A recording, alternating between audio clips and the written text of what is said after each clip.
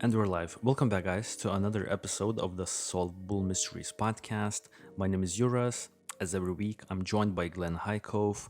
We're here to discuss a very interesting case. We kind of teased it a little bit last week, and we are following through with those ideas that we threw in the last episode regarding what case we're going to be doing. So dude, without any further ado, how are you feeling? Are you excited to discuss about it? Yeah, this one was interesting because I kind of changed my mind about the case maybe halfway into it, or maybe I was doing the research and I started re-listening to it, and then I kind of talked myself into just it not being like you know what I mean, like we have at the end of this thing we'll have like three main ways we can go, and I was basically excluding the other two. If that makes sense. Yeah. Like pretty strongly, like my percentage breakout, it's going to be pretty heavily in one direction. Yeah, So yeah, I think same here, but uh, I think I'm still leaning towards one way because it kind of doesn't add up like the other ways this case could have went. So without any further, discussions, I think we need to bring out who are we talking about this week. This would be Steven Koecher, whichever is the right pronunciation of his last name.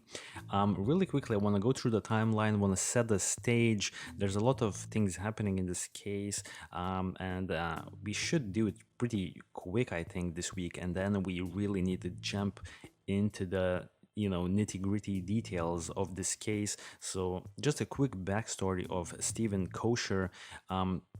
He was a man in his 30s. He was 30 years of age. And he basically, one day on December 13th, 2009, I'm sorry, he parks his vehicle in a cul-de-sac area in a Las Vegas neighborhood, you could almost call it. I believe it was Henderson. And he's captured on CCTV walking away from where he parked his vehicle, and we don't even know if it was him who was walking away. That's one of the questions I want to ask you later on the timeline. Why are we so sure it was him on the CCTV? And then he's never seen again. But now there's a whole big backstory here. So how about I really quickly want to give a little bit of background on Steven Koecher, the man that we're going to be talking about this week, and then we can really get into it.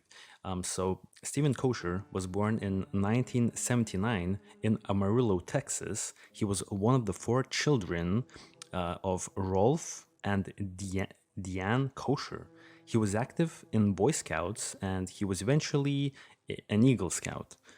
After graduating high school in Amarillo in 1998, Koecher, a devout Mormon, and he later on just kept on developing his, I would say, Mormon religion.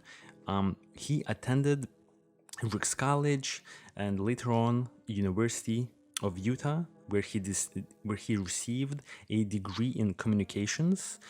He also performed his missionary work in Brazil and learned to speak Portuguese. So this is a crazy fact to me. Really quickly, without like belaboring this fact maybe for too long, have you ever heard about Mormons performing missionary work, especially in like foreign countries? Is it like one of the things that Mormons need to do? Do you know?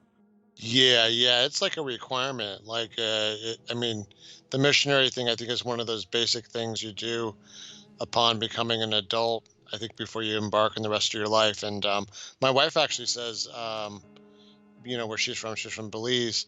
She said that, yeah, they get like these, kind of Caucasian, usually Caucasian Mormon guys that look like me down there all the time. And it was actually sort of like a novelty. Like, Wow. you know what I mean? You're like, oh, hey, American coming by, on their bicycles. Usually they have their bicycles. I see them around here too in my neighborhood. I mean, probably everybody in America might see them. Usually they're wearing like a white shirt and, kind of going through all kinds of neighborhoods and just kind of going door to door and trying to, I guess, spread the word Hmm. would be the way to put it. But yeah, it's definitely like one of those things you're really supposed to do as part of the religion. I see. And he learned Portuguese, which is, I think, just, shows his level of intelligence because I wouldn't assume he spent like, like a lot of time in Brazil, like maybe to pick up a new language, especially as weird and peculiar as Portuguese, which is kind of, to me, it seems like a difficult language to learn now. Yeah. After college, Kocher entered in the office of the governor of Utah for 9 months. A year and a half later, he went to work for the Davis County Clipper, which was a bountiful was a city, by the way, in Utah. Yeah, a bountiful uh, based bi-weekly newspaper, and the chief editor was actually his father. So I think that's how he got the job at his first place. But then he actually quit that job. I don't really know why he quit his first employment at the Davis County Clipper. Maybe he got like a better financial, financially, maybe it was a good decision for him to get a new job because he started working for the Salt Lake Tribune. And this is one of the points that I want to quickly stop here and ask you a question, because I found this particular point in the timeline pretty interesting. So he starts working in 2007 in the Salt Lake Tribune's digital advertising division. His mother said that he liked working there, but he did not like working the overnight shift. So I'm not really sure how that works, but maybe that's just how that work is structured, and maybe this is nothing to discuss. But the thing that I do want to discuss is the fact that he, according to his mother, he had a dislike to the temperature inversions in the Salt Lake City area. But now let's quickly jump to the Google Earth map for everyone who's watching this episode on the YouTube channel. Now, this is Bountiful, this little neighborhood of Salt Lake City. Well, you could say it's a city, but it's right next to Salt Lake City, right? And pretty much the thing that I found very strange is the fact that, from my understanding, he already lived in Bountiful for a while. So how is the temperature inversions, the rapid change in temperature affecting him so badly when he's already been living there for a while? Now, he grew up in Texas, but then later on, I think his whole family moved to Utah, if I'm not mistaken. Do you have some more information regarding all of this? Yeah, I mean, the one thing I'm watching your mouse pointer when you're doing it, and if you'll notice, I know you have it in meters, but I know roughly what that is in feet. Um, some years ago, I was talking to somebody from kind of the similar area. Somebody, a person's actually also a Mormon, from Utah, and I was really surprised at how high elevation um, Utah was, because I was in Colorado at the time, and I was at a really high elevation, and I was hating it. Texas is pretty low elevation. Texas is known to be fairly flat. Like you said, he was already living in the area, but it may have been even just already living in the area. He was sort of sick of the weather. So while Texas is like by no means always warm or always hot, they get cold there too. Um, like Utah and the area you just pointed, it was like what 1,300 meters, where you were just you know showing, which is like what 4,000, 5,000 feet. Um, Yeah. it's cold. It's cold. I mean, for me, like I think there's even like uh, there might even be snow in some of those pictures you're looking at there, on the mountains. Yeah, no, I get it. I mean, it's funny because I think like when I was watching Stephanie Harlow, she was making the same remark where she's like, well, what was cold for him was probably like a nice brisk spring day for someone like her who is from New York, which is like a lot closer to like maybe your kind of weather. Yeah, but Yeah. the question I have is, it seems like he already lived in Utah for a while. He was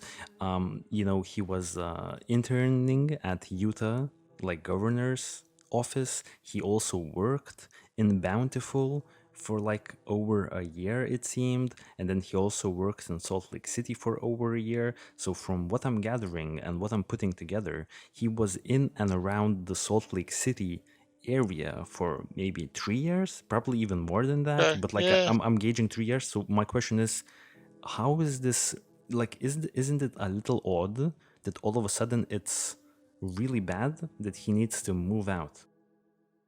Maybe it's building up on him. I'll just as my kind of last thought about this. Um, I don't know. Have you ever had like a close call while driving on like an icy road or something? Have Not you ever? really, but I didn't. Okay, you've never. Yeah, not really. Yeah. But it I happens. so it's never happened to me. Knock on wood. Because I live where I live. Uh, and I know even Joe Rogan on his show, because he's from like the Boston area and stuff. He said that in retrospect that kind of freaked him out when he thought about like the times that like he would just spin out and skid out and stuff. And I don't know. That's what I was thinking. Maybe it was a combination of things. Maybe he was just missing, Yeah. the warmer weather, and then it was getting to him. But it's supposed to get into 30. I feel like you get moodier when you get closer to 30. So yeah. All right.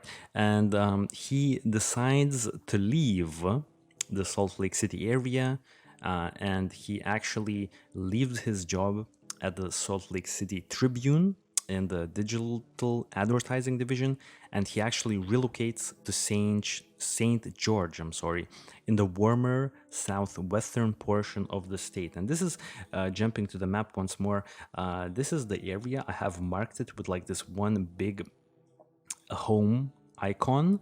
Now we don't have the exact address of his home where he moved in, but like just in general, in terms of visuals, I think we should definitely look at this home icon. And I know that the map is really messy this week since there's a lot of things happening, but just for our orientation, we should definitely keep an eye out on when we're talking about different points in this map at where his original home place of living was, which was St. George. Apparently it was a warmer place.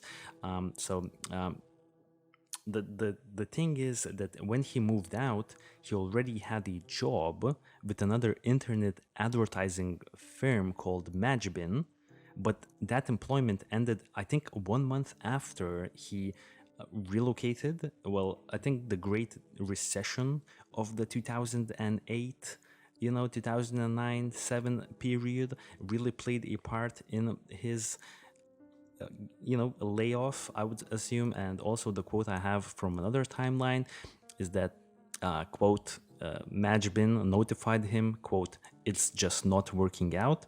Apparently his sales numbers weren't like what the company needed, but at the same time, the recession was starting, or I mean, the recession had already been in full swing at 2009 December. So, Yeah. yeah, you wanna I'll, also add to that? I'll I'll just put in my 2 cents. So, I mean, it's almost interesting that he and I didn't cross paths because, we were literally in the same kind of the same industry, and I was changing companies. Yeah, I remember that exact period, and I remember like one of the company I worked at.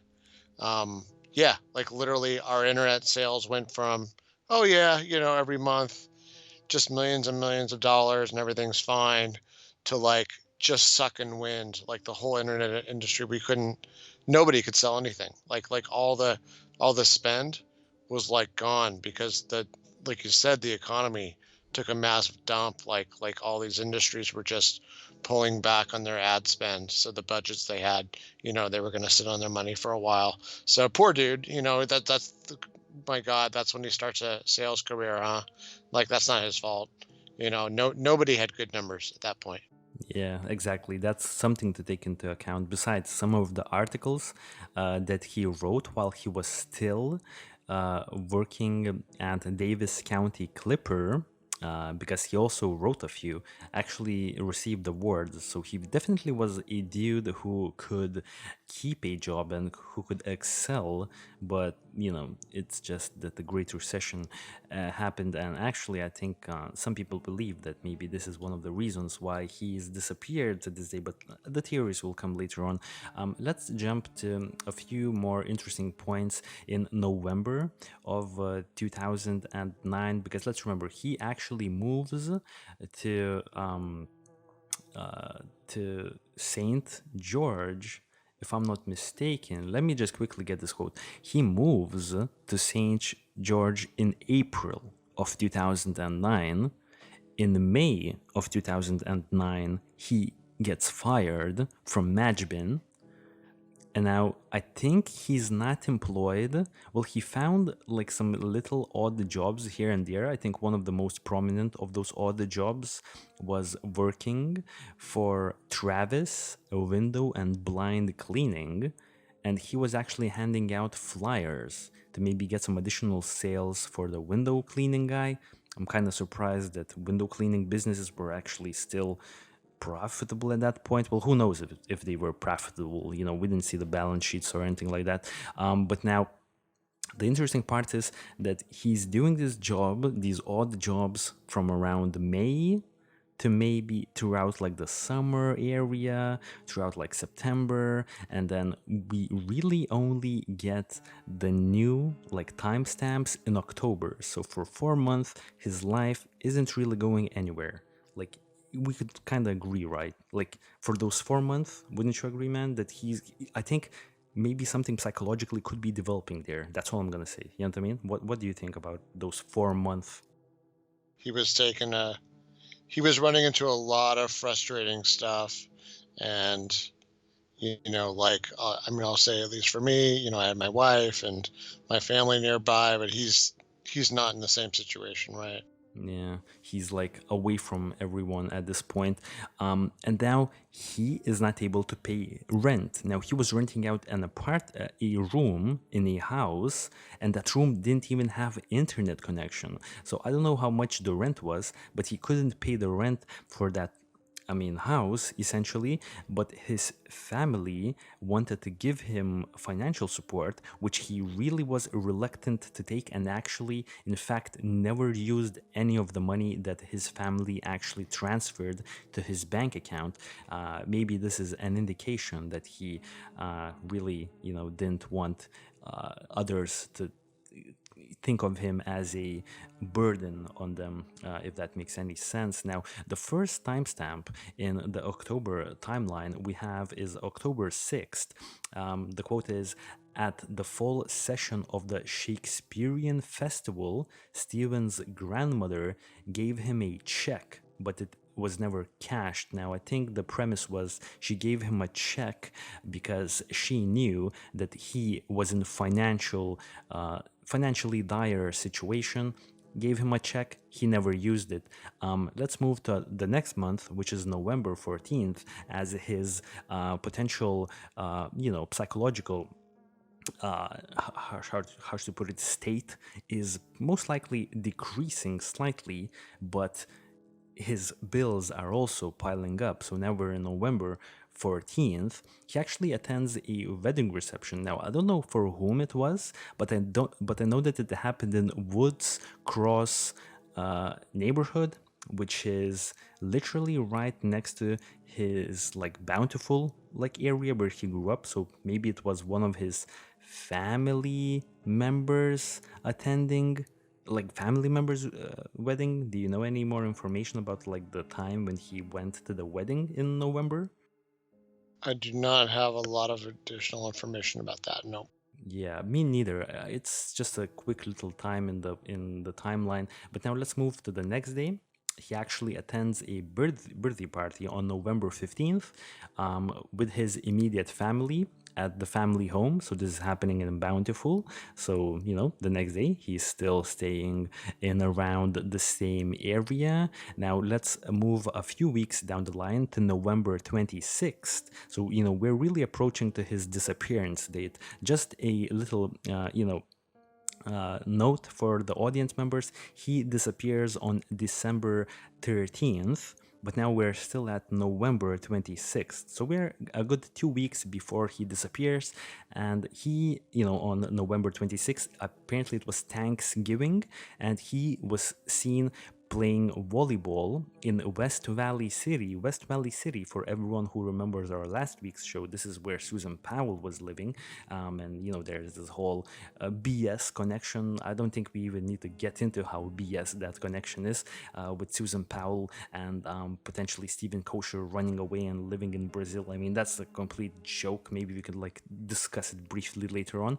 But now he's playing volleyball on Thanksgiving on the 26th of November.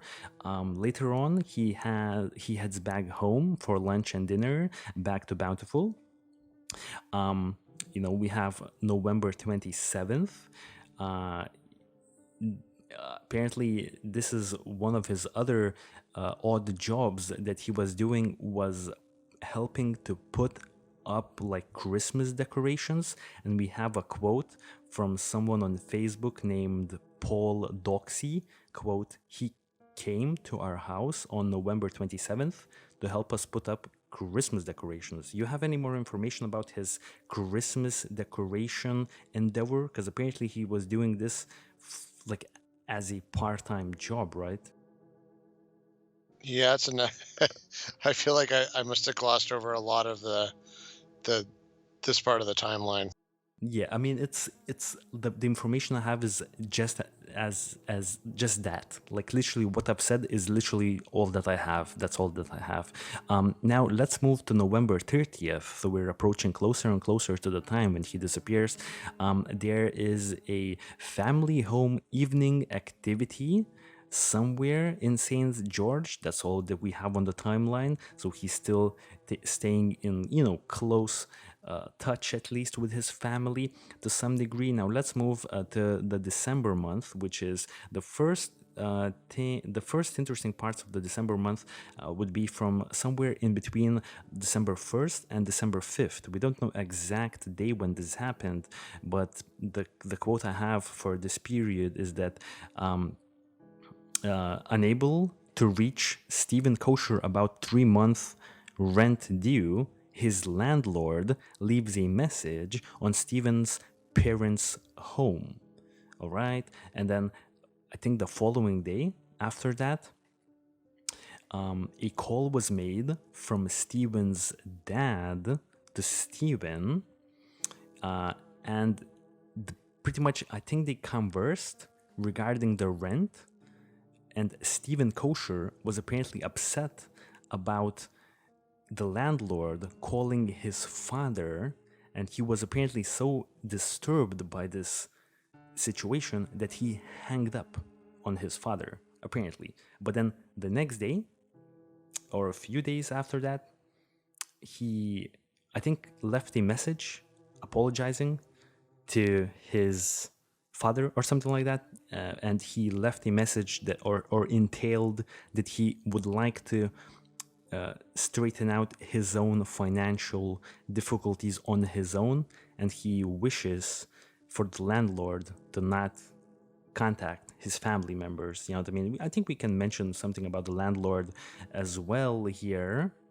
But before we do that, do you have any more information regarding this brief interaction between Steven and his father regarding the rent? From what I've gathered, Steven was really upset that the landlord contacted his father.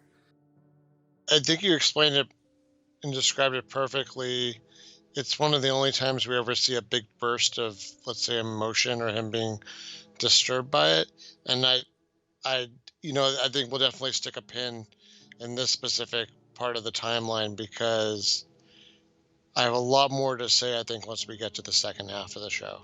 Regarding the landlord, potentially? Yeah, regarding a couple different aspects of this interaction. Yeah, I have a couple thoughts. All right.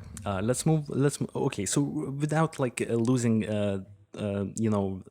train of thought really quickly, the landlord was apparently a criminal. He did some shady stuff as well. Some people believe that that's somehow connected to Steven's disappearance, but that's coming up later on. Let's move to Sunday, December 6th. So I think we're 1 week before he disappears at a church. He was doing something at the church. The timestamp that I have is really unclear. So he was attending church on Sunday, December 6th. But the following week's this Sunday, he disappears. So maybe this is an interesting timestamp for us. Now let's jump to December 7th. We're getting closer and closer to the time when things really hit the fan. Church Christmas dinner was happening on December 7th, which was on a Monday. He's seen sitting beside his colleagues or fellow Mormons, I would say. Let's move to the following day, which is Tuesday, December 8th. Travis Hansen, who was, let's remember, the owner of the window cleaning business, his boss, he actually meets Steven somewhere in the St. George area, the town where Steven was living at, not able to pay rent for that one room that didn't even have internet connection, and he was so overdue that the landlord was contacting his father, and then Steven was really mad that the landlord contacted his father. You know what I mean?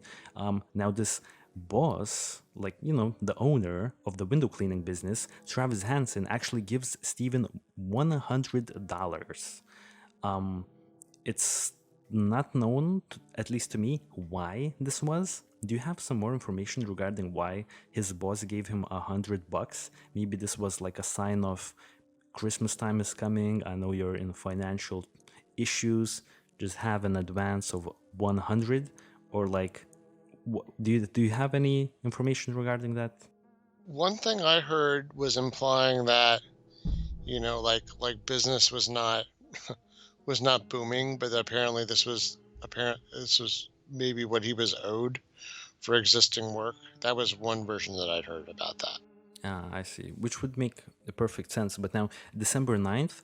Okay, so the timeline that I have is really choppy in the sense that I have three sources for my time points, and two of the sources state that the massive road trip that we're gonna be talking about right now, he took on the December 10th, but one source says that he took it on December 9th, but I'm fairly positive that the one that says it was on the 9th has it incorrectly, which would mean that we don't really have much to go on regarding what he did on December 9th.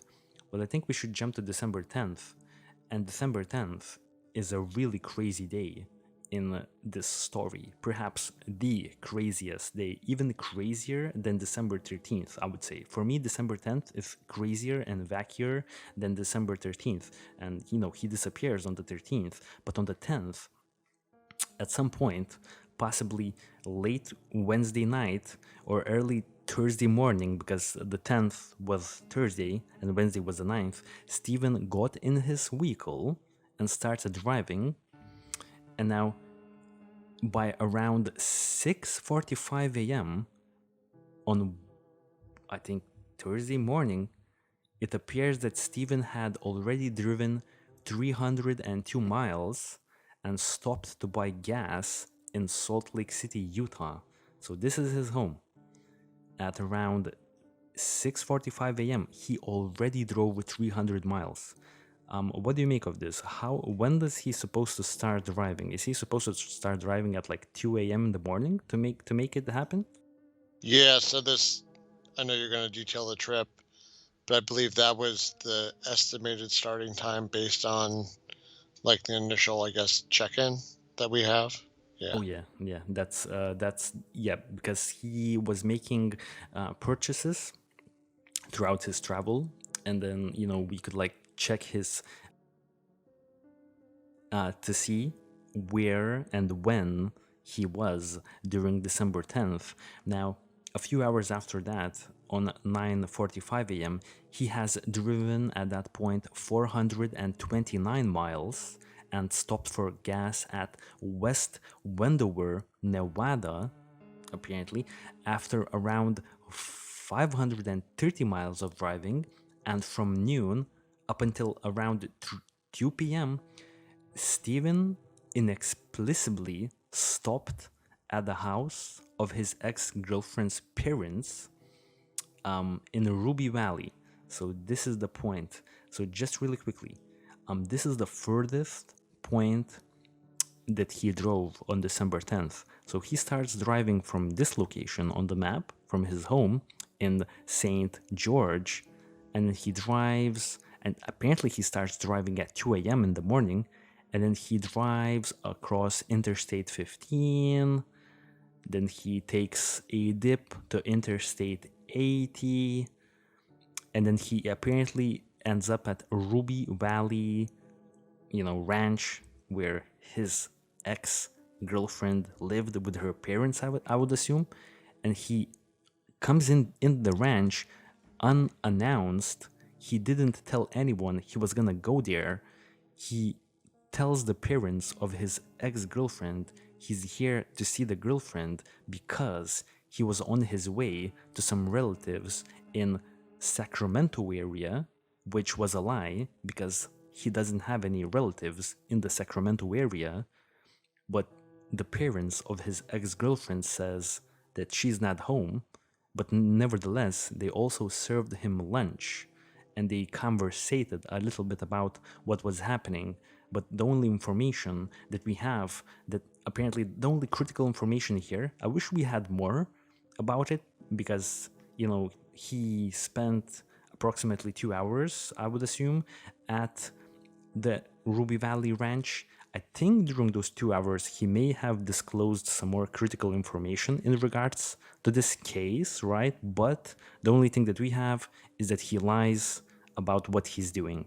And then apparently he tells them that the weather conditions are kind of getting bad and I'm just gonna turn around. So he drove from 2 a.m.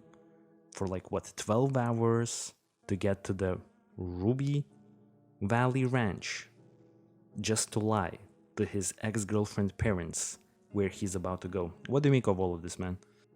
Yeah, I mean, it ends up, this whole trip is like an 1,100-mile trip. I mean, it's almost like it's almost like Smoking the Bandit. It's a really long trip. I couldn't help but wonder, why didn't he go become a trucker? If he's going to put in those kind of long miles, you can get paid for that, right? I mean, I Yeah, know that's not what he's not what he went to college for, but I mean, no shame in it, right? of course. There's a tough job situation at that point. I mean, I, I feel his pain. Um, For sure. yeah, it's crazy. I mean, that's a lot of driving. I mean, I can't even imagine. So from here to San Francisco, from Los Mhm. Angeles to San Francisco is like, I don't know, roughly 600 miles, let's say, and that's like an all day drive, Yeah. um, depending which route you go. So yeah, he did what, twice that roughly? Yeah, because he It's had to crazy. he had to go back. So one way is, yeah, so twice as much because he had to go back. So the next timestamp is we have 3:45 p.m. Steven speaks with his sister on the phone and again doesn't mention the fact that he's traveling or visiting anything, like it's just a casual conversation, which is a really big indication because I think he was very close with his family. So he clearly didn't want the family to know about this. By 4:40 p.m., he at that point had driven 784 miles, and he actually stopped for gas in Salt Lake City, Utah again, but now on his way back to St. George. Approximately 40 minutes after that, at 5:25 p.m., he has driven approximately 831 miles. And according to a receipt, he stopped at Springville, Utah. I believe it was one of these two locations. I think it might have been Springville, Utah, is when he stopped at Taco Time and spent $3.64 to probably get dinner or something like that. Now, at 6:56 p.m., Steven speaks with his mother on the phone and seems to be upbeat, happy. He tells her that he plans to come home for Christmas, and she tells him that she has deposited some money into his account for the rent, but he never actually used that money she deposited for him. So this is another big indication that he seems upbeat, but now his mother says, I left some money for you. And I don't know, could this have been a breaking point where it's like constantly people were reminding him of his financial issues? We can discuss this later on. Really quickly, want to finish the timeline on December 10th. At 7:25 p.m., At that point, he already had driven 831 miles, and he stops at Nephi, Utah. Okay, so I think Nephi was the taco time place. Springville was probably the Flying J Travel Center, where he actually filled up gas and bought additional snacks for $32.88. But we can clearly see that he's heading back home now. And by 11:13 p.m., Stephen makes it home to St. George, Utah. In total, Stephen appears to have driven in total 1,901 miles, 1,091 miles. Google Maps estimates this trip to take around 14 hours and 45 minutes. However, with all of his stops, it takes Steven over 20 hours to complete this drive, which makes sense. He actually probably starts somewhere around 2 a.m., 3 a.m. in the morning, and then he returned at like 12 a.m., almost like midnight. So he literally spent almost the whole entire 24 hours on the road, and this is how his day ends. Your reaction to December 10th?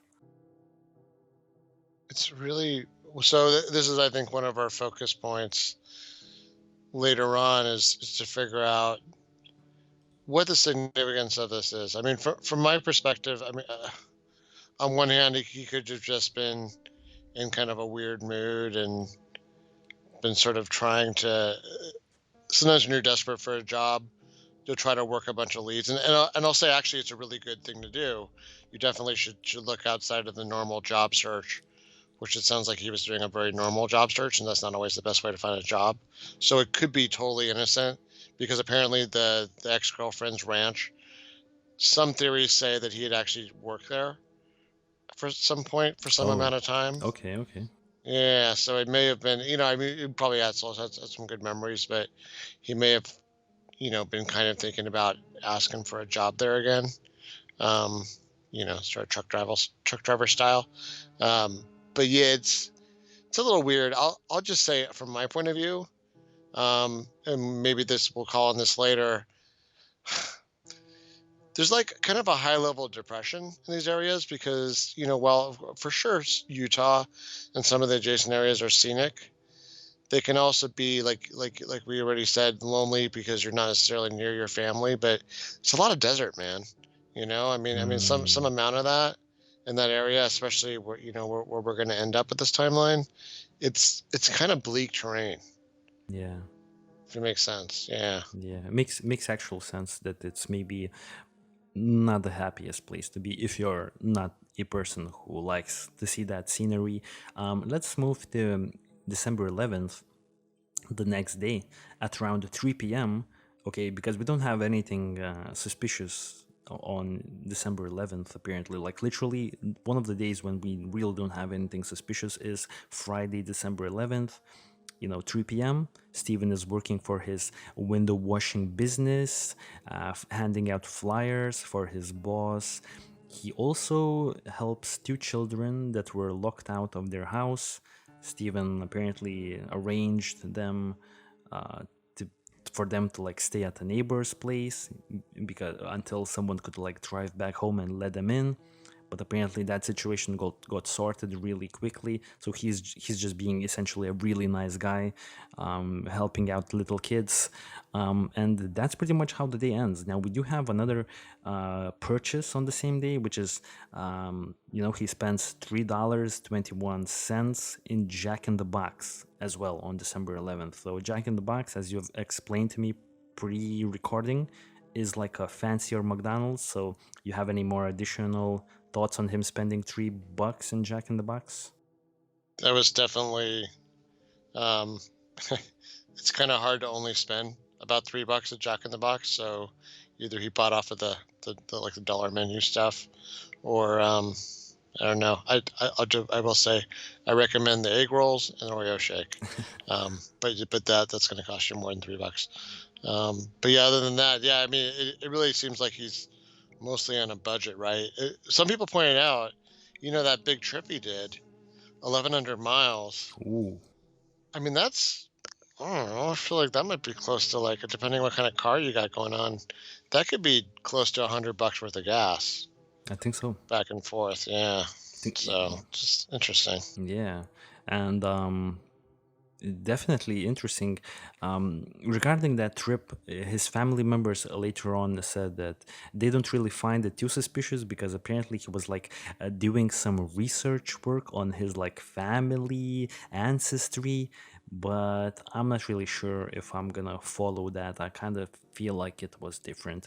Now, December 12th, it's a Saturday. And once again, we have weird things happening. So at 9:19 a.m. in the morning, Steven's cell phone pings off a cell tower near Overton, Nevada, which is about 1 hour and 20 minutes away from St. George. So this is the point.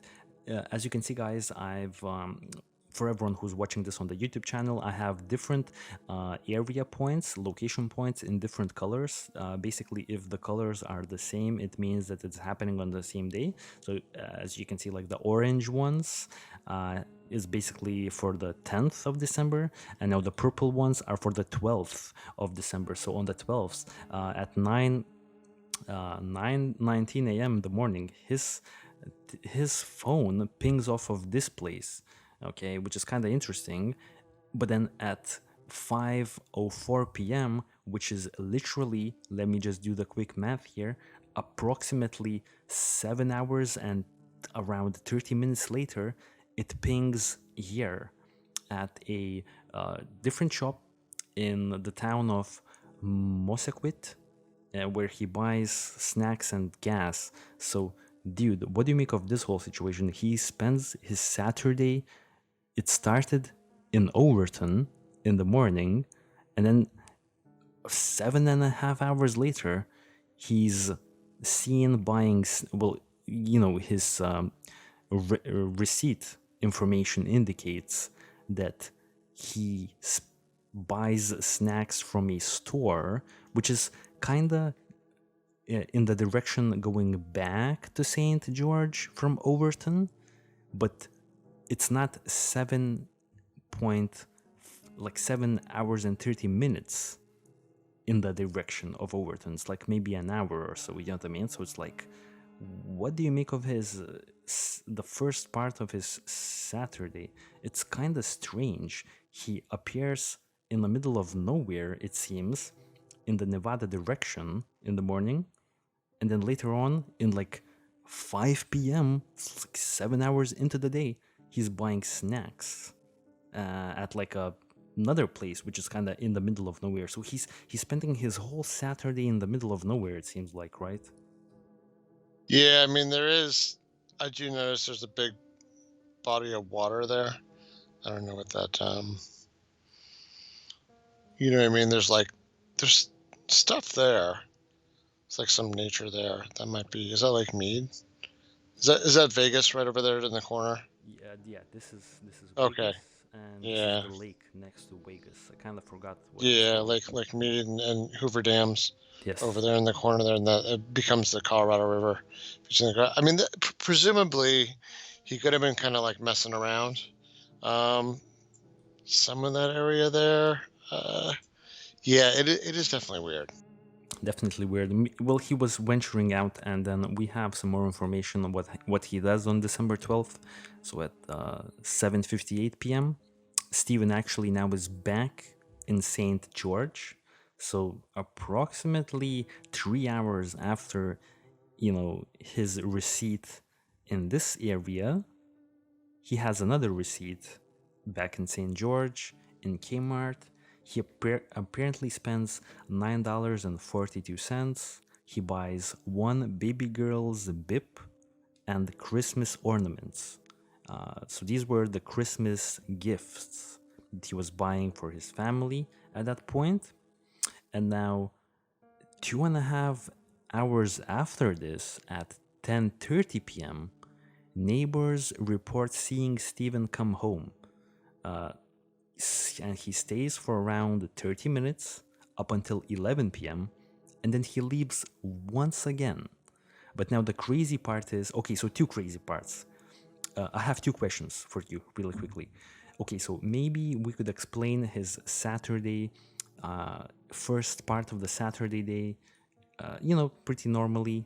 It's pretty normal. He spends most of the day, maybe at the Hoover Dam, looking at some scenic places, walking around. Maybe it's a typical Saturday for someone who likes to explore.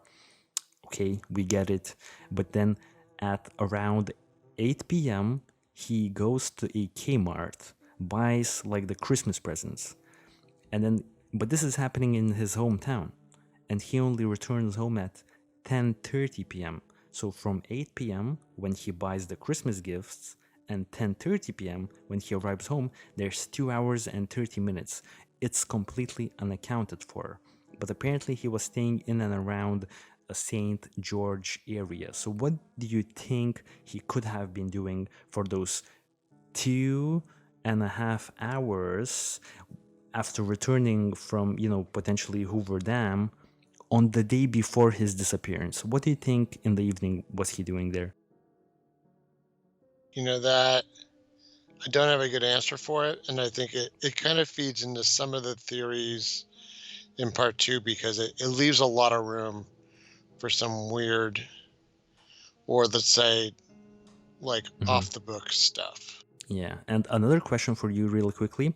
So he disappears on the December 13th, and he disappears like literally right next to Las Vegas, in the Las Vegas area. But now, at 10:30, if you recall, he returns home, apparently from Kmart, which took him 2 hours and 30 minutes. So he definitely was doing something that we don't know of. He returns at 10:30. He leaves at 11 p.m.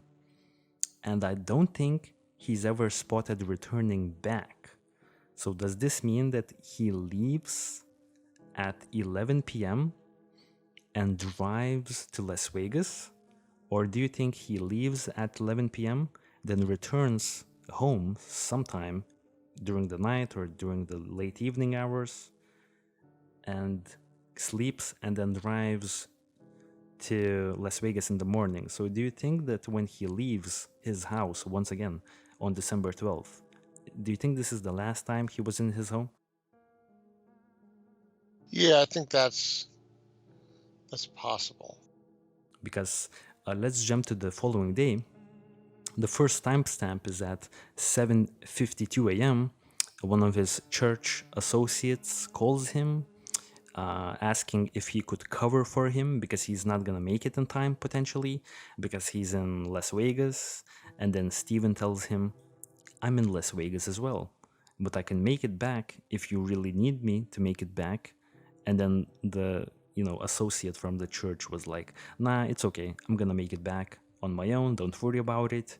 At 10:53 p.m. a.m., I'm sorry, another person from the church calls Steven, asks him to make some sort of announcements, potential basketball game announcements at the 1 p.m. church service. Steven says that he won't be able to do it because he's in Las Vegas and he's not going to be attending the church. And at 11:15 a.m., another person from his church calls, trying to get coverage for the 11 a.m. meeting, which is already happening when he's calling for the meeting, which I guess makes sense. Steven tells him that I'm not in the meeting, I'm in Las Vegas, and I'm not going to be back for the church ceremonies. And now this is where things get interesting. At around 12 p.m., a security camera captures a vehicle, which is now known to be Steven's vehicle, driving in a cul-de-sac area in Henderson, which is like a little like area, like little city right next to Las Vegas. Well, when I say little, I don't really mean little because Yeah, it's I'll chime in because we've gone there a couple times over the oh. past years. There's actually I'll just shout out to Cowabunga Bay Water Park, and Mhm. it's like our favorite water park um, here. And yeah, it's kind of weird. It's like Vegas to Henderson. They're almost the same city. I know technically they're not, but they kind of flow into each other, if that makes sense. It's Yeah. just, yeah, Henderson just isn't full of all those casinos and stuff. There's some casinos, but it's probably like in its own way like a nicer part of like the Vegas area. That makes sense. Yeah, yeah, and it's like Costco's over there and everything. So yeah, I don't know. I like it better. Yeah. Well, really quickly, dude, I will want to finish the timeline and then we can get into it because I have some really, like, some details are very strange to me and I want to quickly get into them. But before that, for everyone who's on the YouTube channel, we want to play the two CCTV footages, okay? So, his vehicle is seen and I think we could analyze it as we watch it. So let me just quickly set up the CCTV. Right. So this is the first. We have two angles. This is the first angle, right? So first of all, dude, I want to quickly explain to you a little bit. This is his vehicle, the white Chevrolet vehicle. 2003 was the make year, and this is his vehicle, right? And this is just basically a affluent neighborhood in Henderson where it's like rich people stay here or like well-off people stay here, it seems like. And we can see that he is driving into the neighborhood, driving at normal speeds, nothing too suspicious. And this is just for the timestamp for everyone who's watching this on the YouTube channel. It says 11:54 a.m. in the day on the December 13th when he disappears. But now let's see what happens 20 minutes later. Look, dude, 20 minutes later, we see a SUV vehicle driving around in the same direction that, Steven was driving at. Later on, just to clarify it immediately, this vehicle is not suspicious to us at all. It was just basically some real estate guy showing off the local real estate to some customers. Later on, we kind of got that information, so let's not focus on it too much. But now let's see what happens next.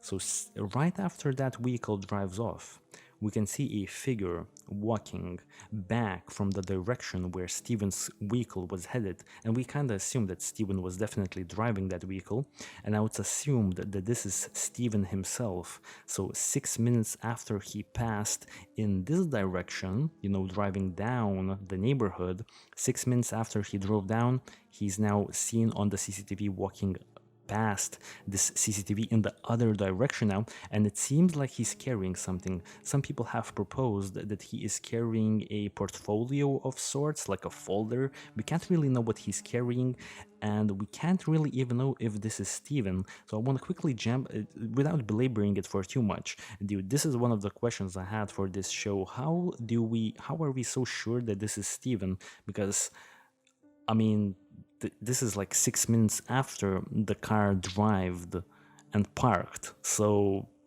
is it I believe this is Steven, but I'm kind of curious, why are we so certain this is Steven? Because from the CCTV, I can't really tell if this is Steven or not. Couldn't this have been like a random person? Or maybe since the neighborhood is such a like a hard place to get to, like you need to really drive to this particular point, like you need to know what you're doing to get here. So maybe not a lot of random visitors that could be unaccounted for stroll around this neighborhood. So maybe that's why we heavily suspect that this is Steven himself. You want to know what's funny is this is the first time. I mean, I'm rightfully so, but you were actually the first time I've ever heard anybody even question that it was him, and it makes sense. Makes sense that you should question that. The only thing I can think of why everyone assumes, including the police, is that they did some process of elimination, like they, because it's in a cul-de-sac. Mm-hmm. They went and they literally counted like this many cars and this many cars went that way, and then these, you know what I mean, and then this many cars came back, and then they're like, well, that's got to be him because it's like roughly the size. But you're right, it's like a potato cam. You Yeah, can't really see. Yeah, it's not. It's definitely not. I mean, especially back then, right? The camera quality was not, 1080 or anything. of course. I mean, this looks like 480 or Yeah. something, quality video. Yeah, no, it's true. I mean, I don't know why but I never even really questioned that it was him, though admittedly it's not not a super revealing video in terms of like when you look at it, right? Yeah, but we will have another angle.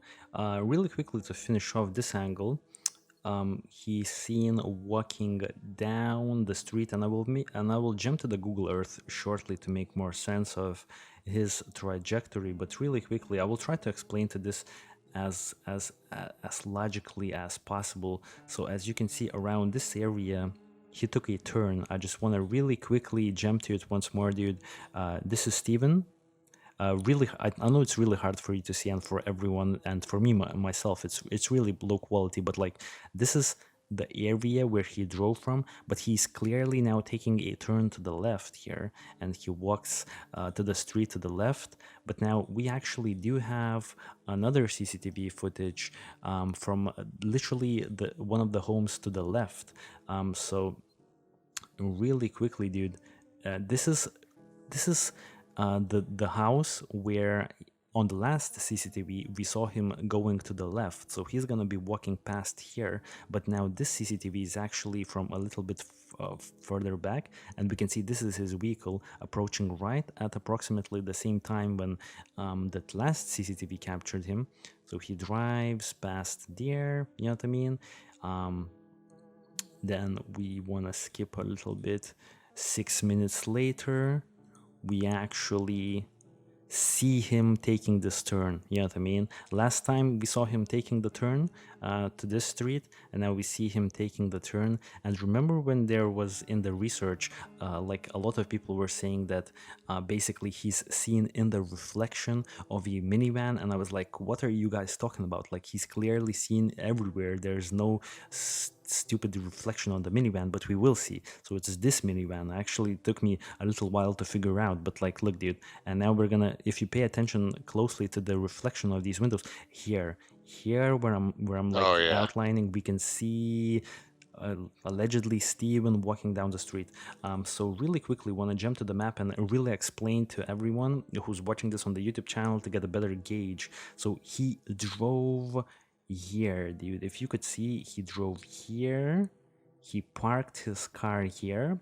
This house right here captured him on CCTV. This house right here captured him on CCTV the first. So he drives past, he parks his car in the cul-de-sac. He then walks in this direction. The CCTV captures him taking this turn to the left. He takes the turn to the left, and if I'm not mistaken, this house right here then captures him once again going in this direction. So he was moving in this direction on the evening light street, but he came from here. And the interesting part is that he most likely had to drive from this a little busier road to get to where he eventually parked his car. But now, one question I want to ask to you. This seems like an oddly peculiar place to leave your car, almost as if you knew exactly where you had to go, because this is literally in the middle of the residential neighborhood of Henderson, like literally right in the middle. So how does this make any sense to you, man? Like, why here? What is he carrying? And why is he leaving his car with a half a gallon, like half a tank left of gas? The car is in perfectly working condition. He has pillows, a cover to sleep under. Also, he has, I think, his Christmas presents as well. The only things that were unaccounted for and he had on him, presumably, was his driver's license. I think what let me really quickly see. His cell phone, his wallet, and his driver's license were the only thing that were not located when the investigation started, which is assume all of these three items he had with him, and a strange little portfolio. What the hell was that, dude? So your thoughts on everything, man? Yes, a weird little package. And the one thing I do wonder is, you see how on that cul-de-sac, there's like another cul-de-sac right across like a little kind of dirt. You know what I mean? Like if you get to that cul-de-sac, yeah, you could you could in theory like walk over there. Now we never see him. We never see that happen. I'm just I just wonder, like, because there's been a lot of criticism of this investigation, if they ever bother to kind of, survey the other cameras in the area. And, like, I also wonder Yeah. how much looking around they've done in this other areas. But I think the one thing that we'll point out, I guess, before our next part of the timeline is, um, it's right in the middle of like a pretty crowded suburban area, right? Very It's not. It's crowded. not. Yeah. It's for sure not. I mean, that neighborhood is kind of more crowded than where I live here in the middle of suburban Los Angeles. I mean, I still live in like a bigger block of like houses, but I think there's actually like there's almost more nature near me than there is him, and there's not like there's a lot of nature around me, but he's near like a crap load of houses. Yeah. And wouldn't you think that he was for sure captured on more CCTV cameras? Like, this is just something I thought, as you said, like right now. You know what I mean? It definitely seems like he was captured on more than just two CCTV, because literally the two first apartments closest to where he left his car both got him on CCTV. So it's like, why don't we have more CCTV? Like, couldn't we string up a whole neighborhood to pinpoint exactly Well, where he was going? yeah, and that, I mean, maybe that kind of begs the question. So that seems to be the big glowing arrow that in our second or in our next part of the other part of this video after the timeline points to what could have happened, because there really isn't. There doesn't seem to be any other footage of him ever being anywhere else except for that short stretch in the neighborhood, right? Yeah, exactly. Okay, so basically, going back into the timeline here a little bit, when the investigation broke out and they actually then started actually seeing the cell phone data, the evidence that we can see from the pink towers. We actually have some more information on the whole thing. So basically, after he parked his vehicle, we have three locations where his phone pinged, apparently, or four locations. So let me really quickly read them. So as I've said, he parks his car at around 12 p.m. He walks in this direction. So now 4:36 p.m. Literally, what, like 4 hours and 30 minutes? His phone pings off of the Arroyo Grande American Pacific Tower. This was either a call or text from Steven's landlord. So someone called him or texted him and his phone pinged. So the landlord texted him and it kind of pinged here. Like, this is way, way, way down the line. This is like 10 miles or something like that. Then 6:58 p.m., the phone actually pinged at Whitney's Ranch cell tower. I think it was perhaps in this location, from like the research that I've done, somewhere here in the Stephanie Street, right here in Henderson.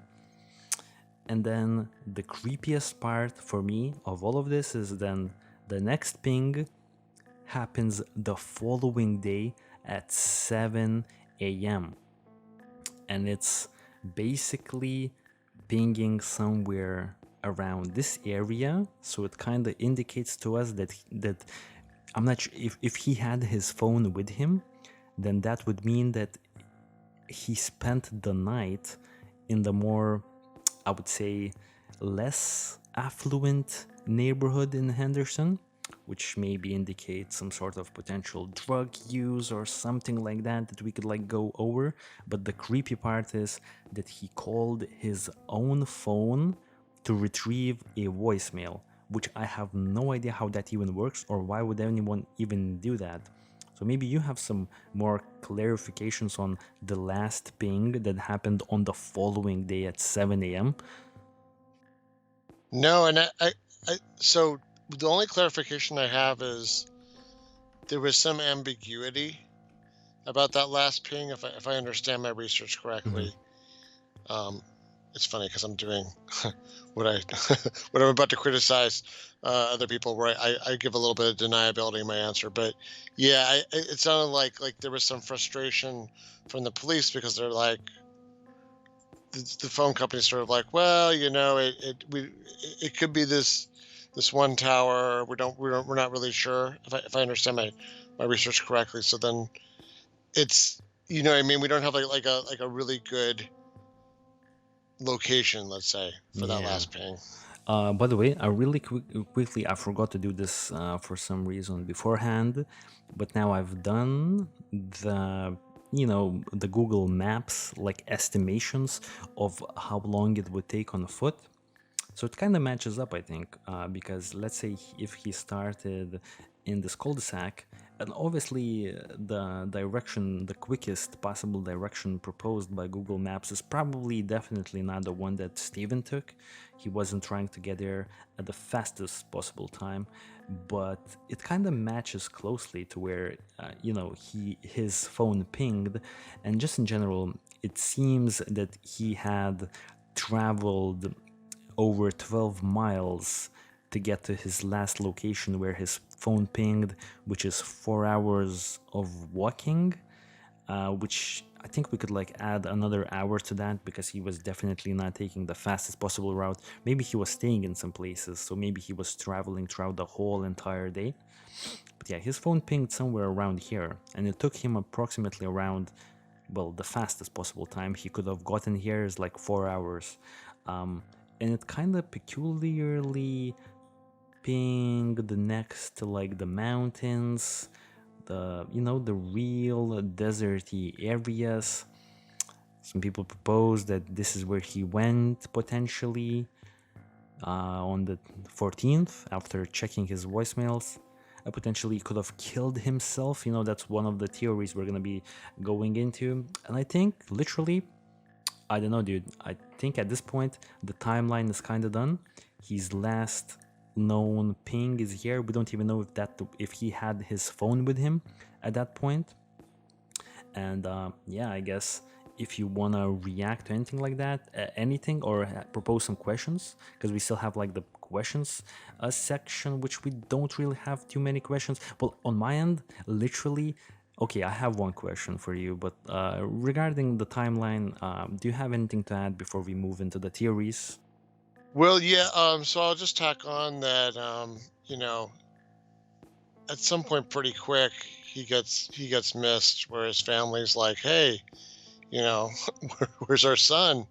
Because he doesn't show up to, like he's still involved with his family and his community, right? I mean, people are still Yeah. calling him for church. He's supposed to be helping out with church. Um, I think his bishop maybe had a job lined up for him, some kind of task, right? Yeah, starting January. Yeah. So there's like, well, so everyone's like, well, what happened to this guy? And then they reach out to like the authorities there in Henderson and Vegas, and they're like, well, this happens a lot. Guys come and they blow through all their money, and they don't really want to, like maybe they they can't afford their hotel room anymore. They really blow them off, right? They for about something like maybe 2 weeks, they just kind of give them the runaround, and, oh well, he'll turn up. That happens all the time. This is that kind of city, where people screw up their lives and get hungover and go a little crazy. And I mean, to be fair to them, I guess that's probably what kind of city it is. People go there to be nutty, and that's even their reputation. But I got to take issue with it, and a lot of people do, because it seems pretty clear that was not Steven's personality, right? Hmm. There was no known history of any kind of substance abuse. In fact, his roommate um, said that no, like this guy wouldn't drink, wouldn't party with us, because you don't drink when you're a Mormon, you don't gamble. He doesn't like whenever the roommate would have friends over, Stephen would just go to his room and like kind of just spend his own time with himself. Um, just probably read or something. So yeah, it's a little disturbing, and really, unfortunately, this is where things fall apart for the search, because a lot of things either don't happen or they happen late. Like even this footage that we were looking at was acquired like weeks and sometimes even months after the fact. Um, and there's some amount of lost opportunity, and there's a lot of frustration because it really seems like, for some of these other people we talked to, they didn't really look around, they didn't get warrants, they didn't even maybe ask questions or check in enough places. So yeah, that's sort of my initial thought about this before we get into like what happened to this guy, is that for a really long time it didn't really seem like the cops cared. Yeah, I agree. Even yeah, and it wasn't like there wasn't anybody looking. It wasn't like some of these other poor folks we've talked about who have either been abandoned by their family or lost touch. Like, no, this guy was. There was every reason to find out what happened to him, Yeah. as much as you could. Yeah. Like he seemed like a really nice guy and someone who would be missed. So I do agree with you that it's kind of strange that such delays were taken. The only thing before we jump into the theories, the only question I had is why did he lie to his ex-girlfriend's parents that he was going to Sacramento? That one little point on December 10th, the culmination of his very long road trip to like middle of nowhere in a Ruby Valley ranch after driving like hundreds of miles and beginning at potentially 2 or 3 a.m. in the morning, culminating at midday, arriving at the ex-girlfriend's house just to lie to the parents. Like, why? Like, what was? I think before we jump to the theories, I think what was the December 10th all about, in your opinion? It's interesting because it's one of the first, like, kind of official, other than kind of the weird wanderings where we can't really pin down what happened to him. It's one of the only examples we have of him being not truthful, right? Or evasive about his actions. Yeah. Yeah. And I can't, I mean, I would say presumably where he went was his destination, if that makes sense. Like that, that ranch was the end of the line for where he wanted to go. And he just didn't want to, like, maybe since you said he's a nice guy, I mean, I agree.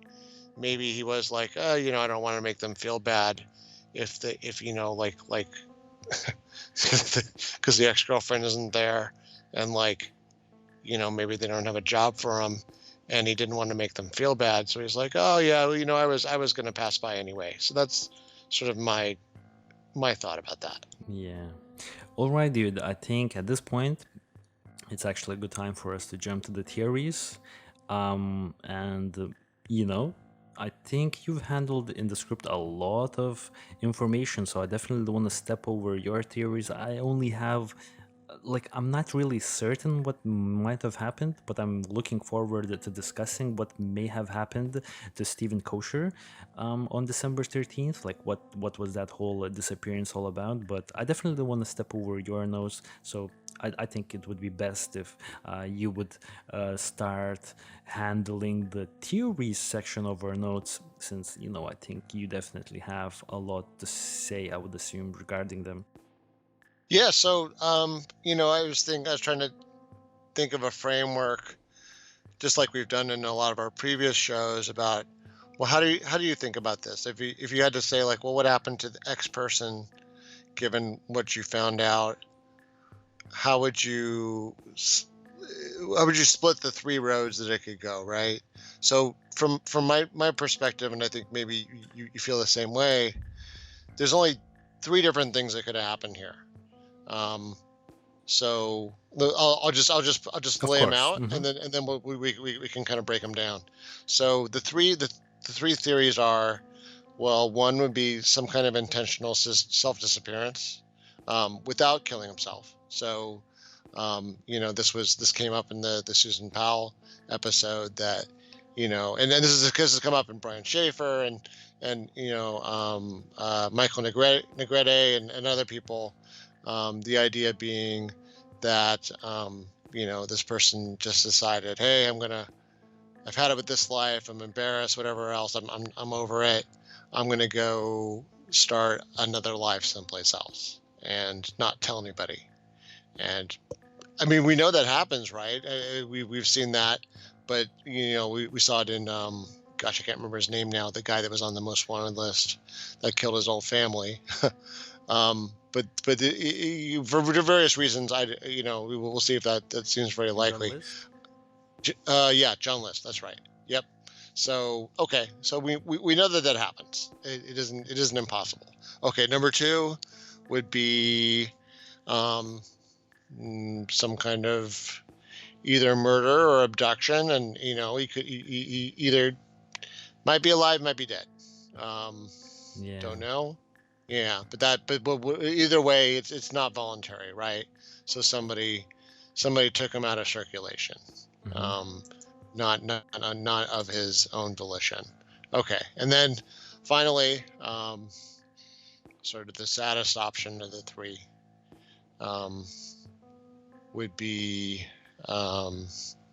like suicide. I'll even throw it in there. Even though this is kind of a number four, let's lump in maybe accidental disappearance too. Yeah. So you know what I mean. So like he didn't decide to do it, Hmm. but he fell in the river, something like that. Like I guess that's always been one of our things. Whenever there's like a body of water nearby, that's my sort of pet theory to go to. But okay, so I think that's maybe a good initial set of possibilities. Yeah, I agree.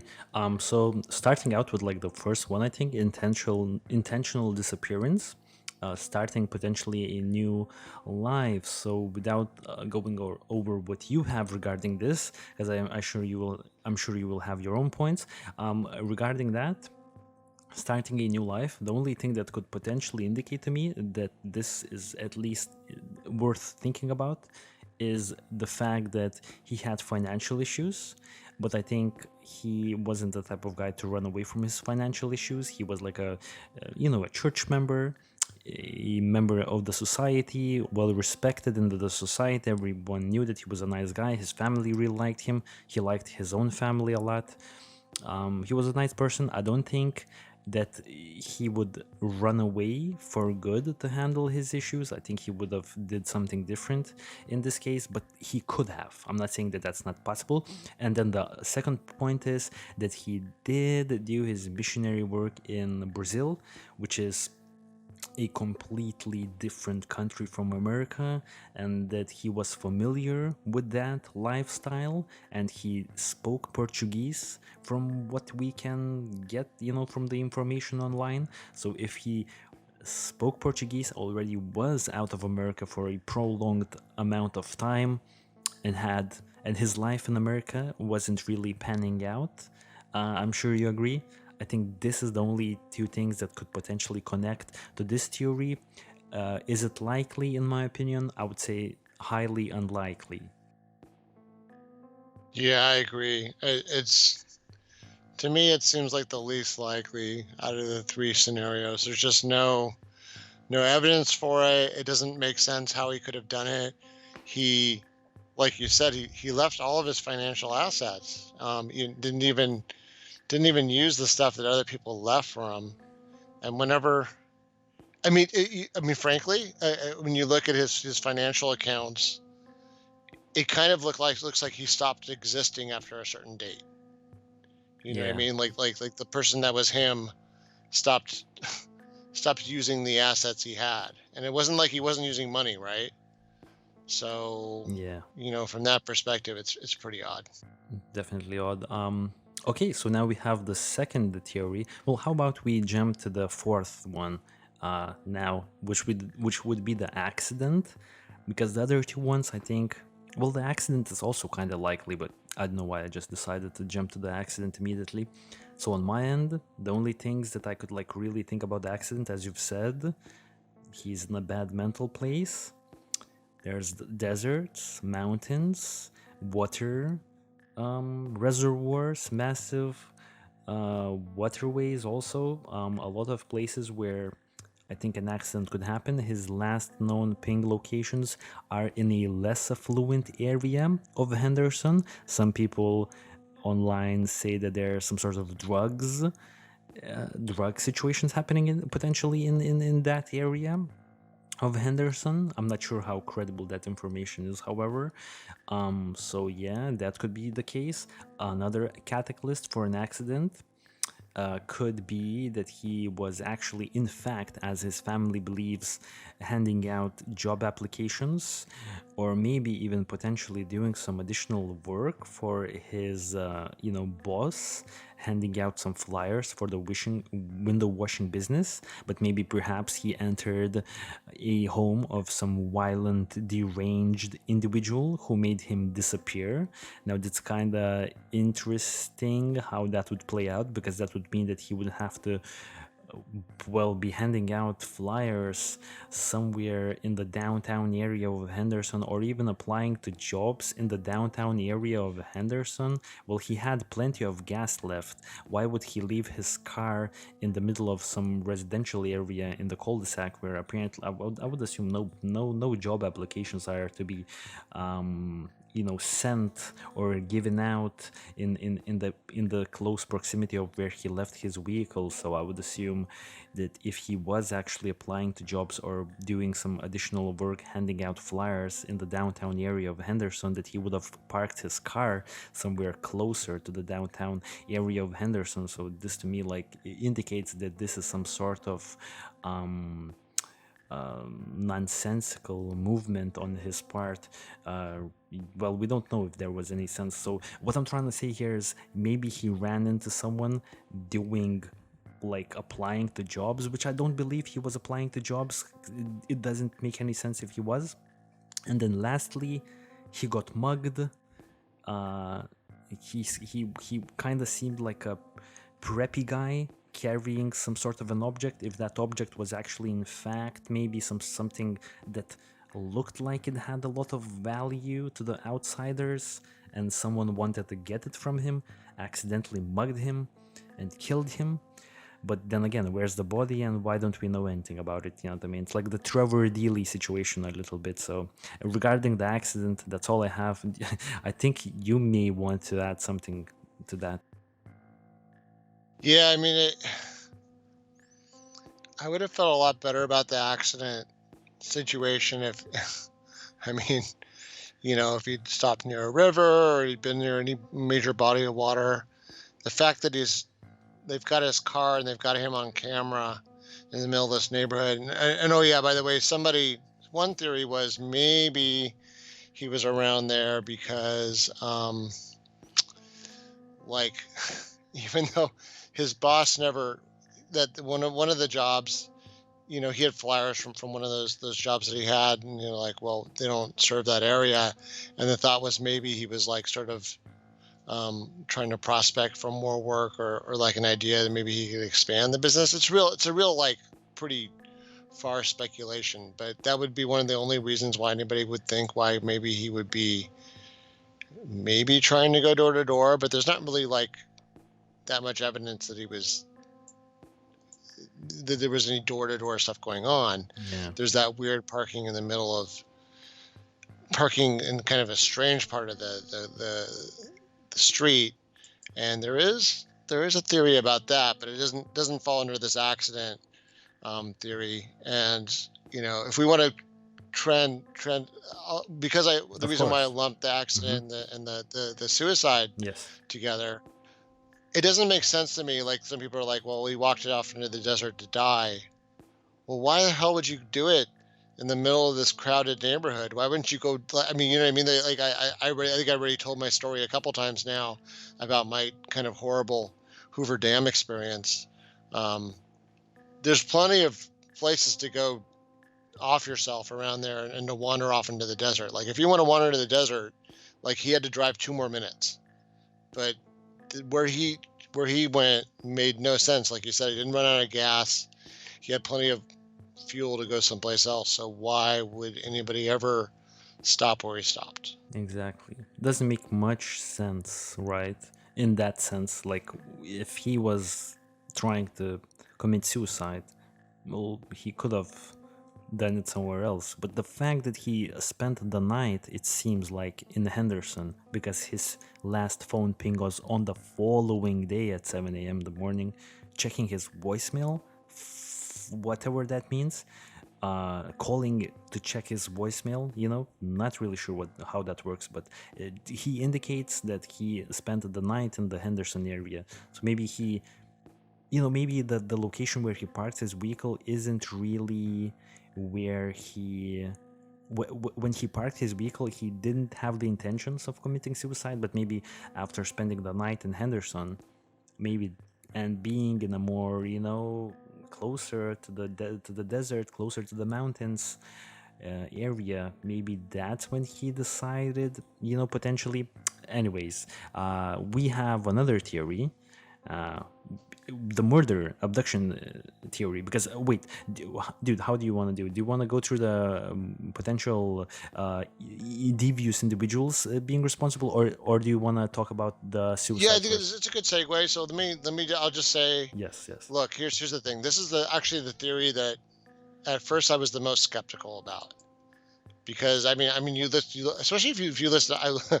I watched Dr. Grande first, and Yeah, me too. Dr. Grande was like, doesn't really make sense. Like if someone did it, like they did it to like, what was the motive? What did they get out of it? And like I said, Grande is great. Grande isn't always perfect. I'm sure he would also say that. And I think after hearing some of the other evidence about the case, I changed my mind about that. So at first I was like, oh yeah, Grande is right. This is ridiculous. Nobody did anything to this guy. But then when you realize, like, well, you never see this guy leave the neighborhood. Yeah. And it does look like, like you said, it's an affluent neighborhood. It does look like there was even back then, there was some good amount of camera coverage in the area. It is weird. It's like, well, wait a minute. I mean, literally, this guy disappears, and then even the way the voicemail was accessed was not totally normal. I mean, it could have been that someone else had custody of the phone. Yeah. So from that perspective, when you start to actually dig into, what on the surface was a pretty, let's say, like, I'm trying to use a word that's politically correct, like a pretty safe seeming neighborhood, like an exciting neighborhood. But then there was some weird stuff going on there, and then there was some really, like, not super safe people living in this neighborhood. Which I'll just, like I said, without belaboring this, I grew up in a neighborhood like that, a neighborhood that was pretty boring and like, far away from all the busy city stuff up in the hills. And Yeah. what was crazy, dude, is we used to have stuff like this happen like all the time in our neighborhood. Like we had multiple, I mean, over the 20 years I lived up with my parents up in the, like a relatively affluent part of the San Fernando Valley. We had multiple busts in the area, because what happens is those are exactly the kind of places that people try to hole up in. So if you're like, Ooh. does that make sense? I mean, no joke. We had the person renting the house next door to us at one point was busted by the FBI. Whoa. Like and of course I missed it somehow. Our other neighbor said that that there was like more guns than Vietnam. Wow. Yeah. And this guy and it was funny. It was really similar to some of the people we're going to talk about, where like there was like cars turning up in this guy's driveway with like the locks punched out of the doors and stuff. Cars that were obviously stolen, and you're like, hey, what's going on with this guy? But he was like really nice. He was like, he seemed a little strange. But it's not like people wear a sign saying, hey, I'm a drug dealer, or hey, I'm involved in illegal businesses. And like for sure this guy got hauled off by the feds, and this happened multiple times, like within a few houses radius of us. Yet everybody else is like, a doctor or a game producer, or in the music industry or something like that. So yeah, Yeah. that's where it happened. So okay. I know that was kind of a big detour, but yeah, it turns out that when you go and kind of dig in to some of the people involved, well, let's go straight first off to the landlord, right? Yeah. The landlord is an interesting character. Um, So yeah. yeah. So really quickly, the landlord is Brett Bishop. From the only information I have on him, and I actually spent time trying to find his criminal records. I have no idea how you find those, but I just found a YouTube video that talked about his criminal records. I actually went online and literally spent like an hour trying to obtain his criminal records, but I couldn't. But I think I've seen his picture for sure. And the only information from the YouTube that I've seen regarding this guy is that he apparently before, sometime before, I think it was 2005. I think it was 2005, but it could have been before 2005. I'm not sure, after 2005, I'm not sure, but it was before Steven disappears, like maybe 4 years before Steven disappears. The landlord, Brett Bishop, stole a Porsche vehicle costing around $100,000, was also in a possession of marijuana, prescription pills that he was not supposed to have, from what I've gathered, as well as a handgun. And yeah, you mentioned that he has a silencer, and other guns. That's all I have. It was, yeah. So this, I'll say, shout out to once again 2 shows in a row, Stephanie Harlow, who had just a tremendous amount of research on this whole topic. I mean, it was staggering. I got to the point where my wife was tired of hearing that lady's voice because Stephanie Harlow talks a mile a minute, and does a really good job. And she had a lot of clips actually from other people's stuff in this one, because she like us kind of distills a lot of other people's shows into her research. And yeah, this was fascinating. So okay, so this is a combination of testimony from his former roommate, so from Steven's former roommate Jordan Zirkle, about what he encountered when he started renting this property from Brett Bishop, and also from like legal records and testimony and allegations and other things. But long story short, this guy had some long history of like, the allegations include him getting busted, like you said, where he was in possession of a bunch of stuff. The funny thing is I don't actually get that worked up about guns. It's interesting when you mention guns, I think it depends on what part of the country you live in and maybe even what neighborhood. Yeah, because people that don't own, people that don't own guns, I think especially people outside the US,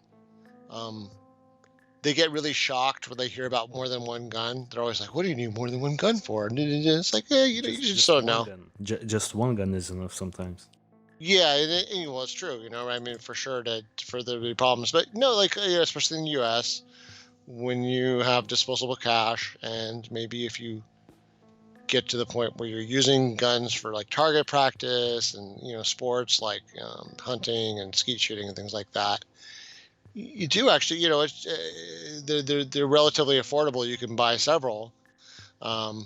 Anyway, so yeah, he had several guns, but that's not really the shocking part. The shocking part, well, the Jordan guy said that he had like 100 guns. Well, that's too much for almost all Americans. I mean, that's getting into a weird, where they were just all over the house too.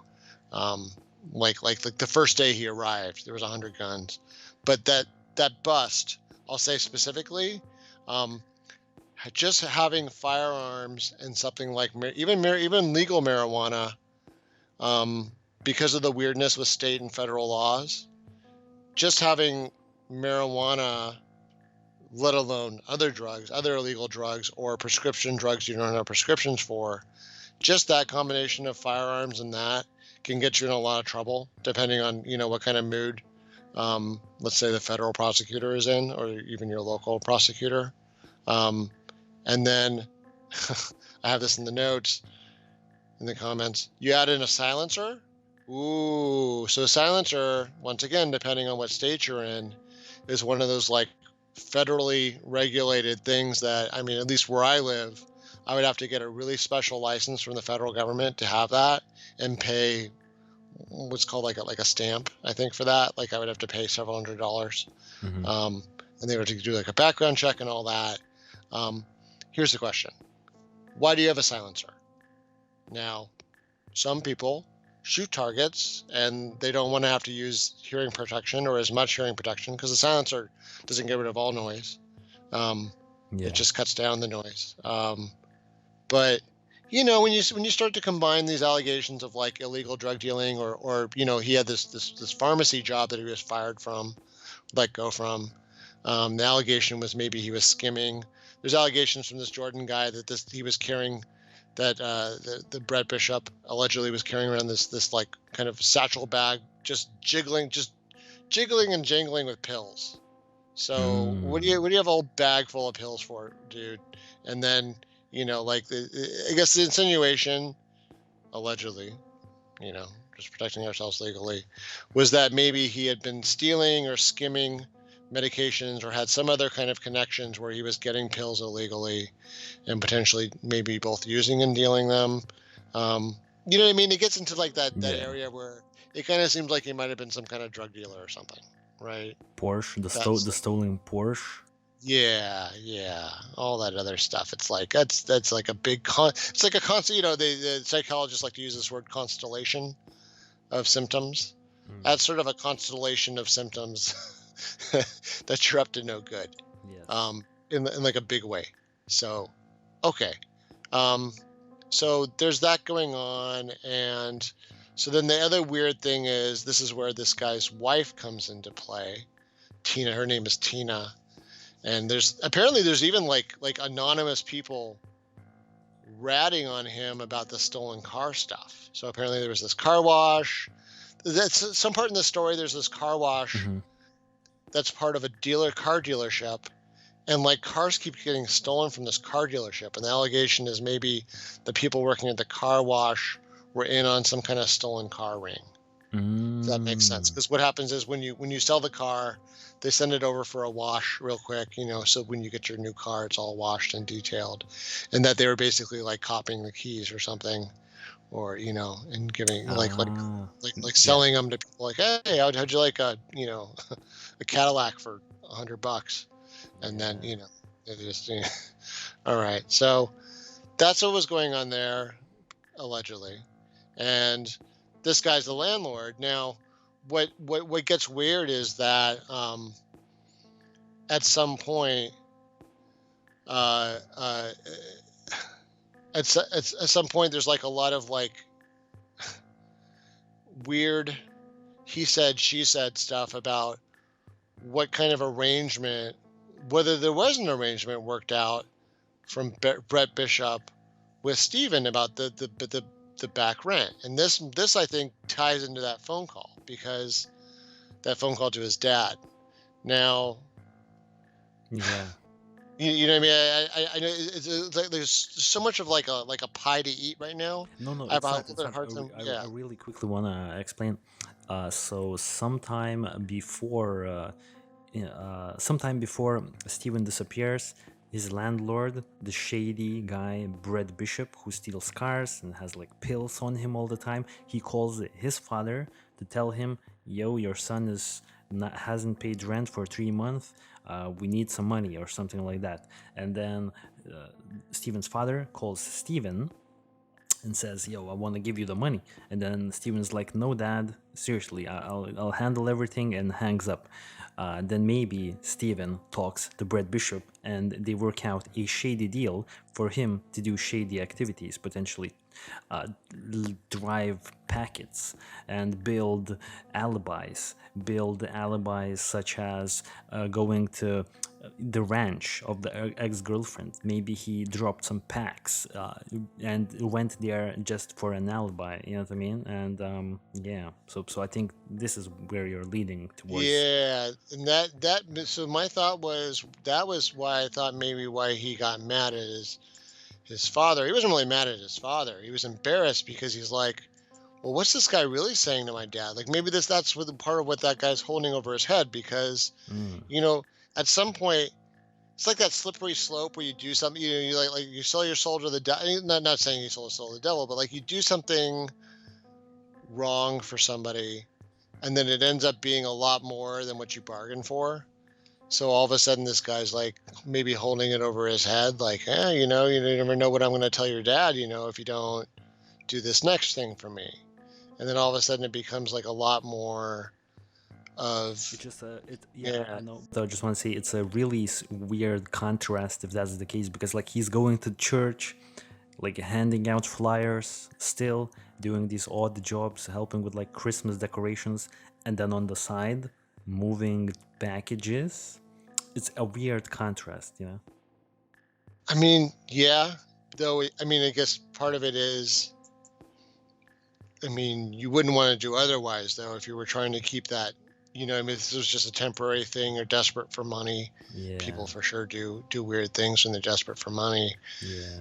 It makes you wonder, like, well, then that's why it is like so obnoxious if this guy's going to suddenly like try to bring you back into the life, Mm. and you thought you. It's just like the Godfather 3 thing. Just when I thought I was out, they brought me back in. Um, yeah, maybe that's the whole thing. Is like he's like, well, we leave my dad out of it, and then so maybe that's a little bit of the pressure they have on him.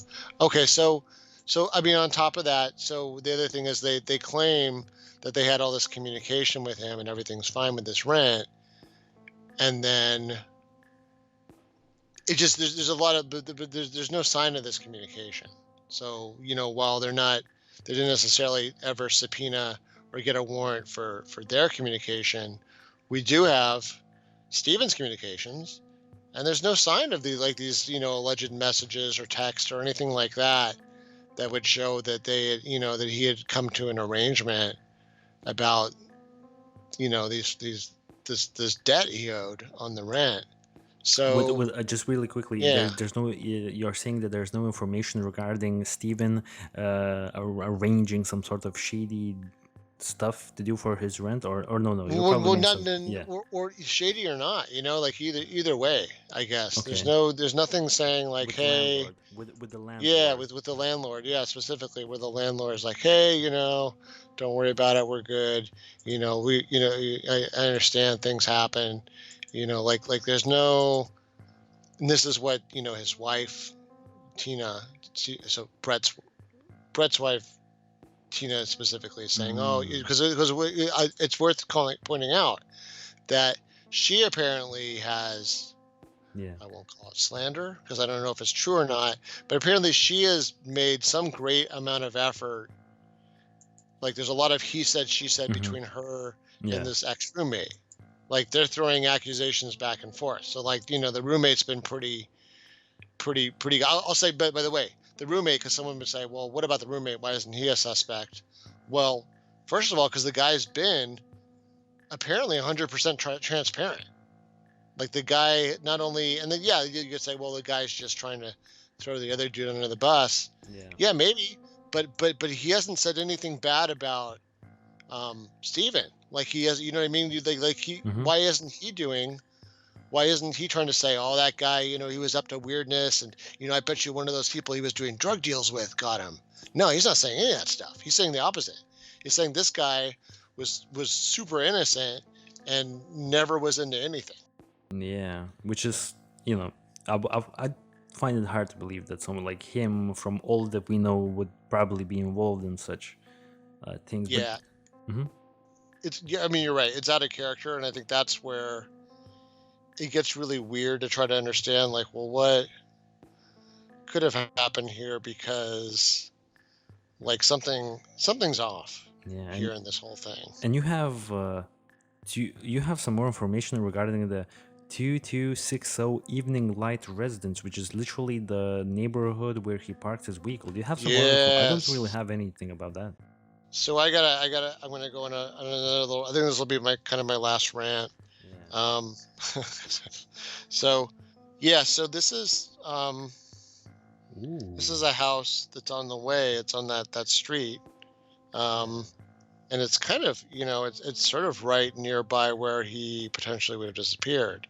And what happened was when the cops were knocking on doors and asking questions and asking for surveillance footage, one of the neighbors is like, "Hey, you know what was weird was like right after that, or right around that time, like there was these people that were living in this house, like they just bailed, like they I mean they left really quick, like it really, Whoa. yeah, like it wasn't, you know what I mean, like they used to, people taking their time and leaving, and right, I mean, you know what I'm talking about, just not like rushing out of there. Yeah. And instead they're like, yeah, this was like really weird. They sort of left in a hurry. So what happens is, yeah, so then there's like a whole thing about this family, and this gets weird too, is this was like the other evasive person. There's not, okay, I'll say just in the front of this, for sure I'm not making allegations. I'm just saying what, other people in other shows have said, and some research about people there. So what happened was it took the cops, like no joke, like something like 2.5 months to even get a hold of anybody who rented this house. So Mhm. they're like, you know what I mean? There was no rush. And the weird thing was, apparently there was still some kind of involvement with this property. Like it wasn't like they totally left it. It's just the person that was occupying it wasn't occupying it anymore. But what it was is there's this guy, Silverio DiMaggio, um, and it was actually his, and he's like a kind of an older guy. Mhm. He's like probably a senior citizen or something like that. Sounds like it. Yeah, and it's his son Mark, who's at this point during the interview. So back when this case happened, was in his 40s. His son was living on what's called a casita on the properties. I had to look up what that was. That means, well, I mean, Spanish, that means little house. So there was like at the time on the property, there was like a little, like almost like a guest house kind of, but not even, what I mean, it was tiny. It was only 250 square feet. Now, this guy's weird because he's real evasive when the cops are talking to him, and he gives one of these answers, and they show him the picture, and they're like, "Hey, have you ever seen this guy?" And he's like, "Well, I can't say that I have." And that's funny because Stephanie Jesus. Harley, yeah, and so you and I laugh because we know that's one of those kind of giveaways sometimes that something else is going on when someone gives kind of a weird, like, they don't just say yes or no.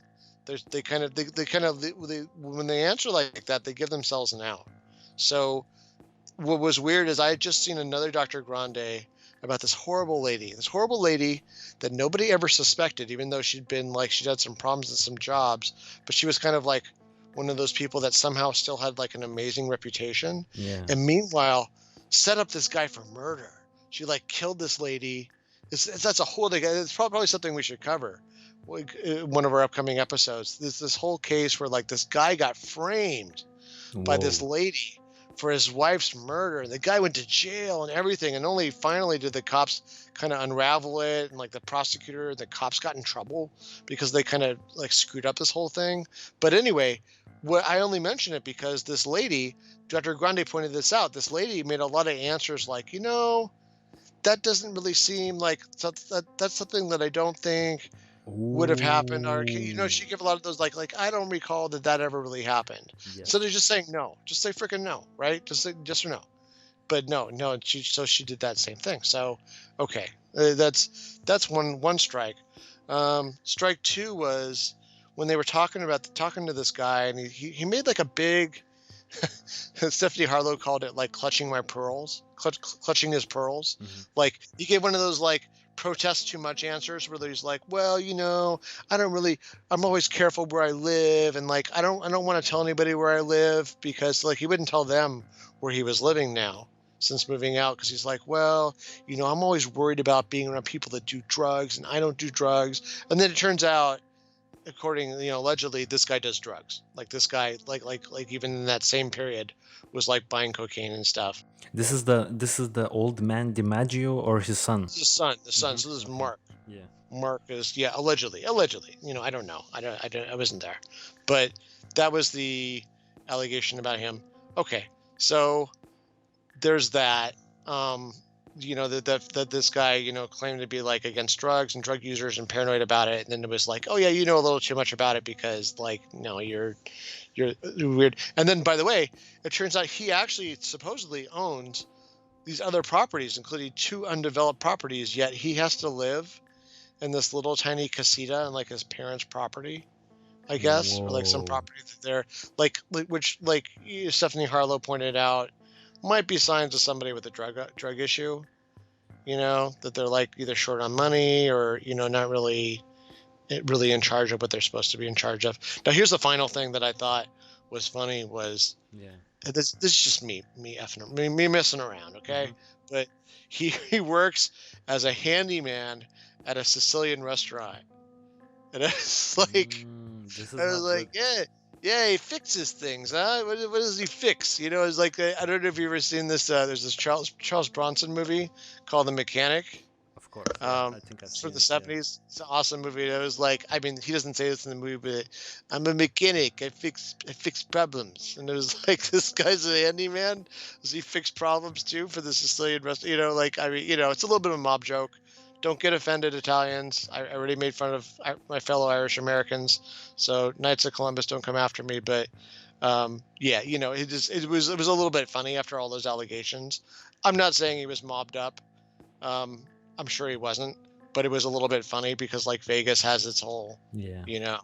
history with the mob, and if you've ever seen Casino, Mhm. that for sure was an issue. But it was just like a weird coincidence, that was his job. Whoa. Fix it. I'm a fixer for a Sicilian family. But all right. Yeah. But just given all of this information regarding the residents of 2260 Evening Lights Street, how would this have How would happened? Yeah, I guess it's just that he disappeared around the same place. Okay, so here's the allegation. One of the thoughts was maybe one of the reasons why he parked where he did was that whoever he went to go see, if he was going to go see somebody in the area, didn't want him parking in front of their house. Ooh, okay. So that was a thought. So once again, it's like it's a constellation of stuff, right? There's not like any smoking gun here, but yeah, the thing with this guy was, Yeah. all this other weirdness about him, his evasiveness, the fact that he suddenly turned out. I mean, yeah, it could be just somebody kind of swept up in this whole thing. I'm trying to remember. I feel like there was like maybe one more thing, but I can't remember if there was anything. Yeah, But yeah. but but then another question. So that would mean that maybe he and Mark, old man DiMaggio's son, went on like a little stroll around the Henderson, or Mark Oh, kills and then uses the phone or something like that. yeah. Oh, yeah. So that was the final. Maybe this is like the final piece is that, and Harlow, cover this once again. She mentioned that, the Brett guy. So remember, this is all in the same neighborhood, right? Yes, yes. Or we're sort of, well, sort of this triangle between them. The Brett guy was always taking these weird trips to what's called the Arizona Strip. So what that is there's this like part of Arizona that's just like north of the Colorado River. Hmm. Um, and it's like a kind of a weird, like no man's land. Like people go out there and they mess around and they do weird stuff, but like it's not, because when I heard that, I'm like, oh, they must be out there like off-roading and camping and stuff like that. And then like, no, the research says no, that's not it. No, this is like you could get arrested out there. One person was even describing it as almost like an area 51 of like that kind of stuff. Like it's not area 51, Yeah, but it's yeah. it's it's kind of off limits. If the cops catch you out there, they're going to start asking a lot of questions, but it might also be like where people are up to stuff.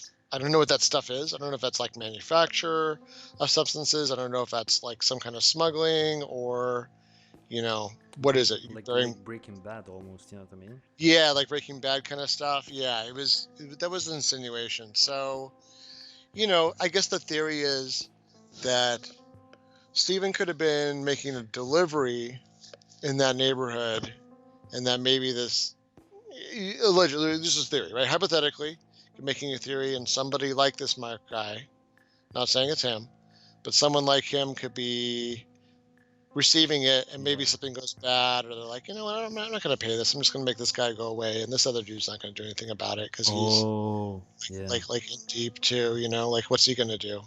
I'm I'm a mechanic. Like Oh, you get, I don't know. So that's sort of the weird theory. And then look, it's all like really circumstantial, right? We don't yes. have any evidence. We don't have anything. To me, there's enough weirdness where it's different to me. Like I'll compare this to going way back, but Hmm. because our podcast is doing so well lately, people are starting to really listen to some of our way back episodes, not just on the YouTube, but on our podcast itself. Going way back to Michael Negrete, I feel a lot more confident or strongly that something off color, something insidious happened to Steven than Michael Negrete. Like I think Michael Negrete, I think he fell in a hole or something. Yeah. I think that was an accident because there's nothing connected to him that has anything weird or insidious going on. But this guy disappears next to this one weird guy's house, and he's renting from, you know, apparently Pablo Escobar. I mean, I don't know what's going on with this. But by the way, Yeah. the other thing is this Brett Bishop guy apparently never got in any serious trouble for that. I don't get it. I don't get it. I don't understand how this guy, dude. Like, if you caught anybody else, you catch them with a silencer and all that stuff, they're going to federal jail. They're For going to federal prison. years. Yeah, yeah, for years. I mean, this is like a triple play. It's Yeah. like a what do they call it in hockey? Um, No idea. uh, you know what I mean? Like when you do like three things in a row, like it's like Hat that thing. trick. Yeah, hat trick. This is like the hat trick of federal crimes. It's like every single thing that the government cares about. I mean, they're only missing, like one other thing maybe, and I'm not even going to talk about that. But yeah, Yeah. anyway, it's fascinating to me. Okay. All right. So I think, dude, I think, okay, this is some really new stuff for me. Like, honestly, I didn't dig that deep. I'm just like kind of try to arrange the map and the points in the timeline. But you really came through. Like, you really came through with the new information, and this old man. DiMaggio and his son Mark. Whoa, this is like a new swing to the story. I definitely want to immediately tell our audience members who are going to leave some comments, which we really appreciate every week and we read them. And we love reading your thoughts. Like, what are your thoughts about old man DiMaggio and his son? Like, this is like some new stuff. And in retrospect, I think it's like maybe time to give like the percentages because I think we've talked about all of them. So I don't know, dude. For you, for me, like, okay, let me just begin because I think you will have a more better percentages, I think, this week. So if I had to like delegate some percentages, really hard to really say, but if I have to say, then I would say it's a good, I would say 75% suicide. As horrible as it sounds, I will say 75% suicide. The trips that they made no sense. I think I can definitely picture Steven just trying to keep himself busy while he's on the road because he knows if he stops getting busy, he's gonna get bad thoughts about suicide. So maybe the trips that he took was just trying to keep himself busy when he didn't have work on those days because he couldn't be with himself anymore. Because he was ashamed, or maybe just not enjoying life in general. I would say another uh, I would say 25%, so 70% suicide, 25% accident, that something like accidentally happened. He was venturing off into the wilderness or something like that, into the mountains. I would say the devious stuff is like a 5%. It's still really hard for me to believe that it was devious stuff. So this is where I'm gonna leave it at this week. Yeah, it's interesting because I can almost find myself going against my normal path with these things. I mean, here, look, I will say, by the way, that if it had been suicide, I would have totally understood because, I had a little mini rant that I didn't do.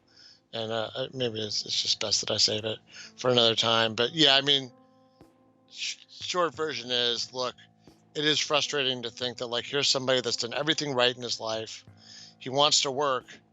He's ready to work. He's capable, and there's no work for him, right? And at some level, there's some kind of broken covenant, maybe, or society, or I don't even blame the government. I blame there's like bigger forces at work, but it's not right that somebody that is ready to work and has done everything, that everyone's told him he's supposed to do to be able to work, can't find work, and is getting more and more frustrated. Not only that, as we understood it from the last show, you know, being past 24 in a Mormon community and not being married, and then not even having a job to really, like, show that he's, like a good catch. I mean, he's in, like, not a great place. So there's a lot of things that would not make it so ridiculous if that had happened, as grim as that is. But that being said, I'm going to go off the off the charts today, and I'm going to say that I'm assigning an 85% chance that foul play happened. Whoa. Yeah, I'm going big, man. And I'm saying, uh, just because of the ridiculous place he parked doesn't make sense to me. 15%, either suicide or accidental. Like, fell down a hole, fell in that little watery ditch there, and somehow they didn't search it.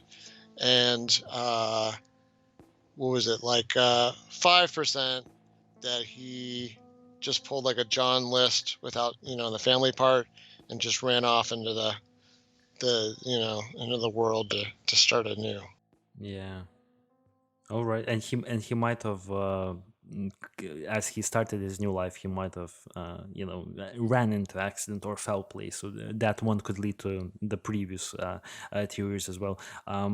Whoa. Okay, so this is a good contrast. I'm still kind of leaning towards the suicide more, but maybe if I would do some more research, I would think otherwise. I'm really curious to see how our audience react to this. And yeah, without any further ado, dude, you want to mention something before we sign up?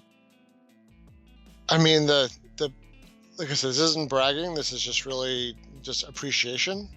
The podcast numbers have been staggering. I think it's sort of surpassed our expectations for where they would go. By the way, if anybody knows why it is, like if anybody maybe was listening to another podcast or another show and we got mentioned, please, like, give us a heads up, and so we can thank whoever's been sending us the love, because it's really surprising. We've been building at a gradual rate, and then at some point our monthly number is already up by 3 times, and our daily number is up by, like, depending on the day, 4 to 8x, like you said last week. So yeah, it's just really interesting. That we would really like to know if there's somebody we can thank. Yeah, thanks so much, guys, for listening. And we're gonna catch you next week with some cool case as well. Very interesting case. I think I have a few in my head that I want to suggest to Glenn, and we'll see if we end up doing those. So stay safe, guys. Have a nice rest of the weekend, and we'll catch you on the next episode. Peace out.